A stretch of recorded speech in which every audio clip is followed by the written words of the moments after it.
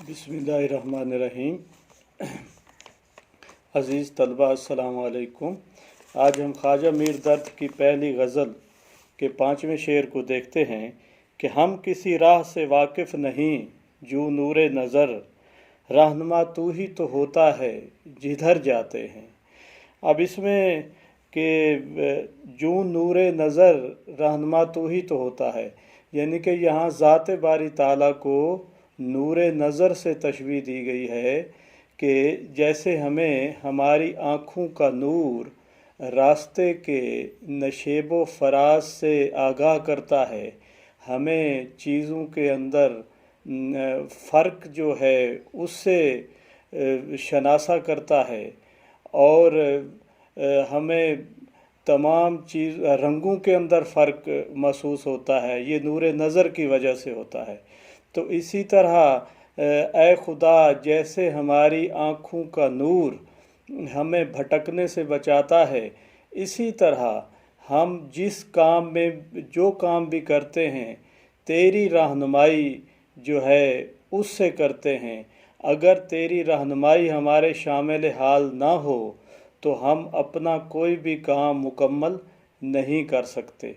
तो क्योंकि यहाँ सूफिया के हवाले से फ़लसफ़ा जबर की तरफ इशारा मिलता है कि ये फ़लसफ़ा जो है वो सूफिया का है कि इंसान महज मजबूर है, वो अपनी मर्ज़ी से सब कुछ नहीं कर सकता, उसके महदूद इख्तियारात हैं, उसके अंदर ही वो रह सकता है। बाकी जो कुछ होता है वो अल्लाह ताला की मर्ज़ी से होता है। जैसे हम अपनी मर्ज़ी से दोनों पाँव ज़मीन से नहीं उठा सकते, ज़्यादा से ज़्यादा हम ये है कि एक पाँव हम अपनी मर्ज़ी से उठा सकते हैं।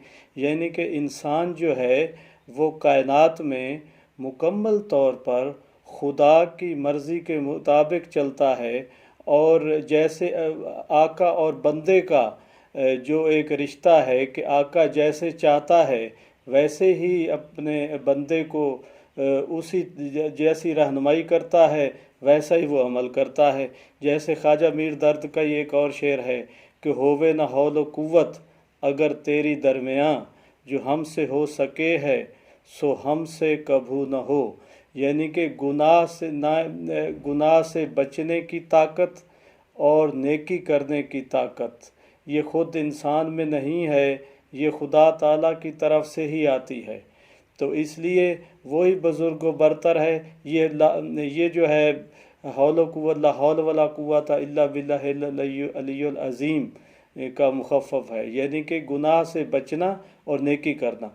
ये तमाम रहनुमाई, तमाम ताकत इंसान को अल्लाह ताला की तरफ से ही मिलती है। और क्योंकि इंसान ख़ुद जो है उसका इल्म नाक़िस है और अल्लाह की रहनुमाई के बग़ैर वो कोई काम नहीं कर सकता। सूरत आले इमरान में जैसे आयत मुबारक है उसका तर्जुमा के बिलाशुबा दुनिया में रहनुमाई सिर्फ़ अल्लाह की है। तो इस लिहाज से अल्लाह ताला ने अपने अंबिया के ज़रिए ये रहनुमाई इंसानों तक पहुँचाई और उसी रहनुमाई के ज़रिए इंसान ने आगे नए अलूम भी सीखे और जो कुछ वो कर रहा है खुदा की रज़ा मर्ज़ी से कर रहा है, अपनी मर्ज़ी से वो ज़्यादा कुछ नहीं कर सकता। तो ये फ़लसफ़ा जबर है सूफिया के यहाँ कि अगर तेरी बख्शी हुई ताकत हमारे साथ नहीं होती या हम ख़ुद तो किसी राह से वाकिफ़ नहीं हैं, हमारी आँखों की जो रोशनी है वो हमें रास्तों से मुतारिफ़ कराती है और हम मुख्तलिफ़ चीज़ों के अंदर फ़र्क करते हैं। और इसी तरह अल्लाह ताला हमारे हर काम के अंदर हमारी मदद और मुआवनत फरमाता है, जिसकी वजह से हम वहाँ से रहनुमाई हासिल कर सकते हैं। अब ये देखें ना कि कुरान मजीद को देखें कि यूँ समझिए कि ये कौल है कुरान मजीद और कायनात पूरी अफ़आल हैं या फ़ेल है। तो कौल व फ़ेल के अंदर तज़ाद नहीं होता, अल्लाह ताला के कौल व फ़ेल में भी तज़ाद नहीं है। जो कुछ कायनात में हो रहा है وہی قرآن مجید میں بھی موجود ہے، اور قرآن مجید رہنمائی کا ہی ذریعہ ہے انسان کو پوری کائنات کے اندر، کائنات کو تسخیر کرنے کے لیے، یا کائنات کے تمام معاملات کے لیے، یا اپنی زندگی کے جو اس کے ذاتی معاملات ہیں تمام میں خدا کی رہنمائی کی ضرورت ہے، اور وہ رہنمائی اللہ تعالیٰ نے مکمل کر دی ہے۔ تو اس لیے اگر تیری عطا کردہ رہنمائی ہمارے ساتھ نہ ہو تو ہم کچھ بھی نہیں کر سکتے، اور سب کچھ تیری رہنمائی کی وجہ سے ہی اس دنیا میں ہو رہا ہے۔ اچھا، ذاتی طور پر ایک اور بات، اگر میں تو اپنے آپ طور پر یہ سمجھتا ہوں کہ اگر پہلے مصرے کو الگ ہی سمجھ لیا جائے کہ ہم کسی راہ سے واقف نہیں جو نور نظر، یہ دوسرا پہلو ہوگا۔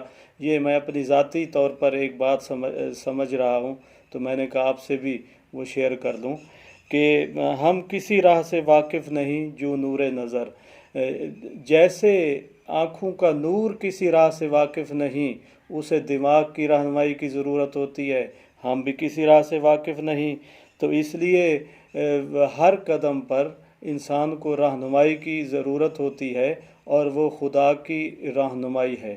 اگلے شعر کو دیکھیے کہ معلوم نہیں ساتھ سے اپنے شب و روز، لوگ جاتے ہیں چلے سو یہ کدھر جاتے ہیں۔ اب اس میں ایک صنعت تجاہل عارفانہ کا استعمال کیا گیا ہے۔ تجاہل عارفانہ کیا ہے کہ جانتے ہوئے بے علمی کا اظہار کرنا، یعنی کہ میں اس کی مثال یہ دوں کہ میرے پاس قلم ہے، اگر میں آپ سے پوچھوں کہ یہ کیا ہے، اس کا پتہ تو مجھے بھی ہے کہ یہ کیا ہے، لیکن اسے تجاہل عارف کہیں گے۔ جیسے بچے سے کوئی پوچھتا ہے کہ بتاؤ، یا باپ پوچھتا ہے بیٹے یہ کیا ہے، کوئی چیز کا اشارہ کرتا ہے، اس کو خود بھی پتہ ہوتا ہے لیکن وہ اس سے سوال کر رہا ہے، تو یہ تجاہل عارف ہے۔ اب یہاں خواجہ میر درد کو بھی پتہ ہے کہ لوگ کہاں جاتے ہیں یا اگلی دنیا کیا ہے، لیکن اس نے تجاہل عارفانہ کا استعمال کیا ہے۔ تو اب شعر کو دیکھتے ہیں کہ معلوم نہیں ساتھ سے اپنے شب و روز، کہ ہمارے ساتھ سے بہت سارے لوگ جو شب و روز ہمارے ساتھ ہوتے ہیں، ہمارے دائیں بائیں بیٹھتے ہیں، اچانک وہ اس دنیا سے چل پڑتے ہیں، نہ جانے وہ کہاں چلے جاتے ہیں، کیونکہ ازل سے انسان کا ذہن تجسس میں ہے۔ اس طرح کے بہت سارے سوالات اس کے ذہن میں آتے رہتے ہیں کہ انسان کیا ہے، کائنات کیا ہے، زندگی کیا ہے، موت کیا ہے، مرنے کے بعد کیا ہوگا۔ لیکن اس شعر کا تعلق آخری دو سوالوں سے ہے، یعنی کہ موت کیا ہے اور مرنے کے بعد کیا ہوگا۔ موت ایک ایسا راز ہے جو زندگی کے اندر نہیں کھل سکتا، جیسے زندگی اور موت دونوں ہی انوکھے بھید ہیں، ایک کھل جاتا ہے لیکن دوسرا کھلتا نہیں۔ تو وہ موت جو ہے وہ بظاہر تو انسان کی سانسوں کو روکنے یا جسم و روح کے تعلق کو قطع کرنے کا نام ہے، لیکن یہ ایک بہت بڑا فلسفہ ہے کہ مرنے کے بعد بھی ایک زندگی موجود ہے، تو اس کی جو ضرورت ہے اس کے مطابق زندگی گزارنی چاہیے۔ اور یہاں درد یہ کہہ رہے ہیں کہ ہمیں معلوم نہیں کتنے اچھے لوگ ہوتے ہیں، کتنے ہمارے قریبی لوگ ہوتے ہیں، اچانک اس دنیا کے اندر سے اٹھ جاتے ہیں۔